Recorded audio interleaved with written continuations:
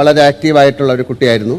പക്ഷെ വളരെ mentally disturbed ആണെന്ന് ഞങ്ങൾക്ക് മനസ്സിലാക്കുന്നു. കഴിഞ്ഞ ഒരാഴ്ചയായിട്ട് ഞങ്ങൾ കണ്ടുകൊണ്ടിരിക്കുകയാണല്ലോ. എന്താണ് അപ്പോൾ ഇങ്ങനെ ഒരു പെണ്ണിൻ്റെയും ഒരു ചെക്കൻ്റെയും കാല് പിടിച്ച് നടക്കാതെ ബിഗ് ബോസ് ടീമിന് ചെയ്യാനുള്ളതെന്ന് വെച്ചാൽ ഇതുപോലെ മിസ്ബിഹേവ് ചെയ്യുന്ന ആൾക്കാരെ പിടിച്ച് പുറത്ത് കളയുക.